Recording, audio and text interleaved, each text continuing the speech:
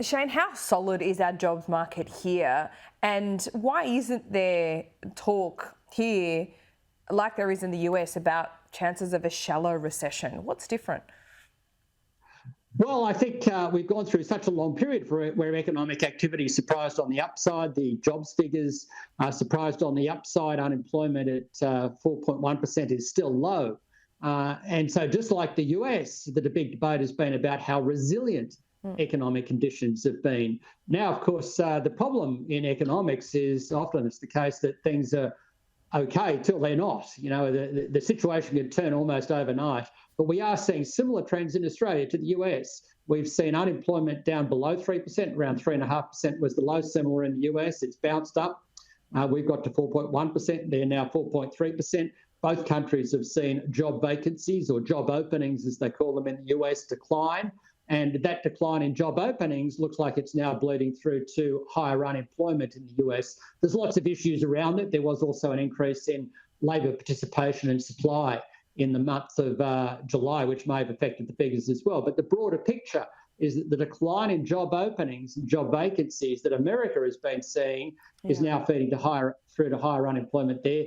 We've been seeing exactly the same thing here, and I think it's only a matter of time before we see higher unemployment as well, just like in the US. Okay, so the RBA is meeting right now. They're going to take all of these things into account before they announce what their next move is tomorrow afternoon.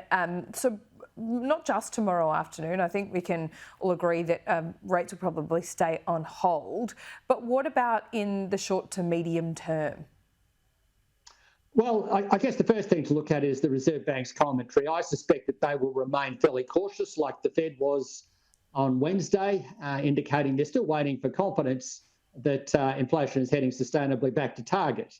And of course, they'll reiterate that getting inflation down is of key importance. They'll probably also say that they're not going to rule anything in or out, but the language will probably be more cautious than the dovish, which suggesting that they're still thinking it's too early to start cutting interest rates. But I think as we go through the next few months, we're going to get some very weak September inflation numbers. That's because of the cost of living measures. The key will be what happens to underlying inflation. Then, of course, we'll get jobs figures. I think the jobs figures will show unemployment steadily rising, probably faster than the Reserve Bank's assuming.